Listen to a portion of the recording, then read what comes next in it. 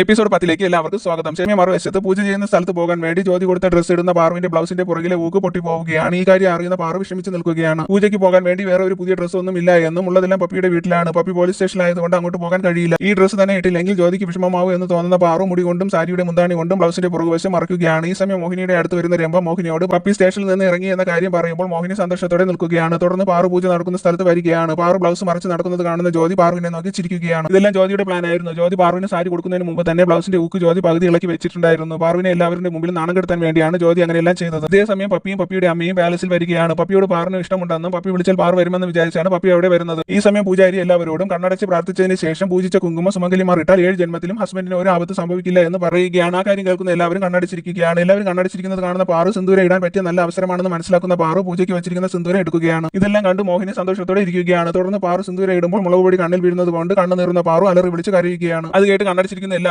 കണ്ണു തുറക്കുകയാണ്. പാറുവിന് എന്താണ് സംഭവിച്ചത്? പാറു എന്തിനാണ് അലറി വിളിച്ച് കരയുന്നത് എന്ന് എല്ലാവരും മാറി മാറി ചോദിക്കുകയാണ്. പാറു കണ്ണു തുറക്കാൻ കഴിയുന്നില്ല, കണ്ണിൽ മുളകുപൊടി വീണു എന്ന് പറഞ്ഞ് കരഞ്ഞു വിളിക്കുകയാണ്. ഈ സമയം പാറുവിന്റെ ബ്ലൗസിന്റെ പുറകുവശം ഓപ്പണായി കിടക്കുന്നത് കാണുന്ന ശങ്കറിന്റെ കോട്ട് ഊരി പാറുവിന് ഇട്ട് കൊടുക്കുകയാണ്. അത് കാണുന്ന ജ്യോതി ശങ്കർ എന്തിനാണ് ജോലിക്കാരിയെ സഹായിക്കുന്നത് എന്ന് ആലോചിച്ച് ദേഷ്യത്തോടെ നിൽക്കുകയാണ്. തുടർന്ന് ശങ്കർ പാറുവിന്റെ മുഖം കഴുകി കൊടുക്കുകയാണ്. ശേഷം കണ്ണു തുറക്കുന്ന പാറു ശങ്കറിനോട് താങ്ക്സ് പറയുകയാണ്. അവർ പരസ്പരം നോക്കി നിൽക്കുന്നത് കാണുന്ന മോഹിനി ഈ പ്ലാൻ ഫ്ലോപ്പ് ആവാൻ ഞാൻ സമ്മതിക്കില്ല എന്ന് പറഞ്ഞ് തന്റെ ശക്തി പ്രയോഗിച്ച് മോഹിനി പാറുവിന്റെ മുടി മാറ്റുകയാണ്. ആ സമയം ശങ്കർ പാറുവിന്റെ നെറ്റിയിൽ സിന്ദൂരം കിടക്കുന്നത് കാണുകയാണ്. അത് കാണുന്ന ശങ്കർ ദേഷ്യത്തോടെ പാറുവിനോട് ഞാൻ പറഞ്ഞതല്ലേ സിന്ദൂരം ഇടരുതെന്ന്, പിന്നെ എന്തിനാണ് സിന്ദൂരം ഇട്ടതെന്ന് പതുക്കെ ചോദിക്കുകയാണ്. അത് കേട്ട് ഞെട്ടി നിൽക്കുന്ന പാറുവിന്റെ അടുത്ത് വരുന്ന സൗദാമിനി ഇപ്പോൾ കണ്ണ് ശരിയായോ എന്ന് ചോദിക്കുന്ന സമയം പാറുവിന്റെ നെറ്റിയിൽ സിന്ദൂരം കാണുകയും ആ കാര്യം സൗദാമിനി എല്ലാവരോടും പറയുകയും ചെയ്യുന്നു. അതുകൊണ്ട് പാറുവിന്റെ അടുത്ത് വരുന്ന ജ്യോതി പാറുവിനോട് എല്ലാ ചടങ്ങുകളും പൂജകളും മുടക്കുന്നത് എന്തിനാണെന്നും ദിവസവും ഓരോ പ്രശ്നങ്ങൾ എന്തിനാണ് ഉണ്ടാക്കുന്നതെന്നും വിവാഹം കഴിക്കാതെ സിന്ദൂരം ഇട്ടത് എന്തിനാണെന്നും ചോദിക്കുകയാണ്. അത് കേട്ട് വിഷമം വരുന്ന പാറു ഈ സിന്ദൂരം എന്റെ കഴുത്തിൽ താലി കെട്ടിയ ആളാണ് ഇട്ടതെന്ന് പറയുകയാണ്. ആ കാര്യം കേൾക്കുന്ന സൗദാമിനി പാറുവിനോട് ആരാണ് നിന്റെ ഹസ്ബൻഡ് എന്ന് ചോദിക്കുകയാണ്. അത് കേട്ട് ഞെട്ടി നിൽക്കുന്ന പാറു ഒന്നും പറയാൻ കഴിയാതെ നിൽക്കുകയാണ്. ആ സമയം അവിടെ വരുന്ന പപ്പി പാറുവിന്റെ ഹസ്ബൻഡ് പപ്പിയാണെന്നും പപ്പിയുടെ പേരിലുള്ള സിന്ദൂരമാണ് പാറുവിന്റെ നെറ്റിയിലുള്ളതെന്നും പറയുകയാണ്. അവിടെ പപ്പിയെ കണ്ട് ഞെട്ടി നിൽക്കുകയാണ് പാറുവും ശങ്കറും. പാറു ഒന്നും പറയാതെ നിൽക്കുന്നത് കാണുന്ന എല്ലാവരും പപ്പി പറഞ്ഞത് വിശ്വസിക്കുകയാണ്. പപ്പി അവരോട് പാറു പപ്പിയുടേതാണെന്നും പാറുവാണ് എന്നെ പോലീസ് സ്റ്റേഷനിൽ നിന്ന് ഇറക്കിയതെന്നും പറയുകയാണ്. അത് കേൾക്കുന്ന പാറു ശങ്കറിനെ നോക്കി അല്ല എന്ന് തല അനക്കി കാണിക്കുകയാണ്. ഈ സമയം നോക്കി അവിടെ വരുന്ന മോഹിനി ഇവരുടെ വിവാഹം നടത്തിയാൽ പാറുവിന്റെ സിന്ദൂരത്തിന്റെ അവകാശി ആരെന്നുള്ള കൺഫ്യൂഷൻ മാറുമെന്ന് എല്ലാവരോടും പറയുകയാണ്. അത് കേൾക്കുന്ന ജ്യോതി പപ്പിയുടെയും പാറുവിന്റെയും വിവാഹം ഉറപ്പിക്കുകയാണ്. രാവിലെ എങ്ങനെ രക്ഷപ്പെടുമെന്ന് ആലോചിച്ച് പാറു ഇരിക്കുമ്പോൾ അവിടെ കയ്യിൽ മഞ്ഞളുമായി വരുന്ന ശങ്കർ പാറുവിന്റെ കവിളിൽ തേക്കുകയാണ്. എന്നിട്ട് ശങ്കർ പാറുവിനോട് ഹാപ്പി ഹെൽത്തി എന്ന് പറയുകയാണ്. അത് കേൾക്കുന്ന പാറു ശങ്കറിന്റെ മുഖത്തേക്ക് പാറുവിന്റെ മുഖത്തിലുള്ള മഞ്ഞ തേക്കുകയാണ്. എന്നിട്ട് ശങ്കറിനോട് നമ്മുടെ രണ്ടുപേരുടെയും ഹൽദി കഴിഞ്ഞു എന്നും ഹാപ്പി ഹൽദി ശങ്കർ എന്നും പറയുകയാണ്. എന്നിട്ട് പാറു സന്തോഷത്തോടെ ഇരിക്കുകയാണ്. അത് കാണുന്ന ശങ്കർ ഈ ചടങ്ങ് കഴിഞ്ഞതുപോലെ തന്നെ വിവാഹവും നടക്കുമെന്ന് പറയുകയാണ്. എന്നിട്ട് ശങ്കർ അവിടെ നിന്ന് പോകുമ്പോൾ ശങ്കറിനെ നോക്കി സന്തോഷത്തോടെ ചിരിച്ചു നിൽക്കുകയാണ് പാറു. പാറുവിനെ റെഡിയാക്കാൻ വേണ്ടി രംഭയും മോഹിനിയും വരികയാണ്. അവർ രണ്ടുപേരും കൂടി പാറുവിനെ ഒരുക്കുകയാണ്. പാറു ഒരുങ്ങുന്നത് നോക്കിയിരിക്കുന്ന മോഹിനിയുടെ കണ്ണ് മുഴുവനും പാറുവിന്റെ സിന്ദൂരത്തിലാണ്. ഇന്ന് ഈ സിന്ദൂരം പോകുന്നതോടെ നാഗമാണിക്യം എന്റെ സ്വന്തമാകുമെന്ന് പറഞ്ഞ് സന്തോഷത്തോടെ ഇരിക്കുകയാണ് മോഹിനി. മോഹിനിക്ക് നാഗമാണിക്യം കിട്ടുമോ എന്നറിയാനും പാറുവിന്റെയും പപ്പിയുടെയും വിവാഹം നടക്കുമോ എന്നറിയാനും അടുത്ത എപ്പിസോഡ് ഇടുന്നവരെ വെയിറ്റ് ചെയ്യണേ. എപ്പിസോഡിന്റെ ഫുൾ വീഡിയോ ചാനലിൽ അപ്ലോഡ് ചെയ്തിട്ടുണ്ട്.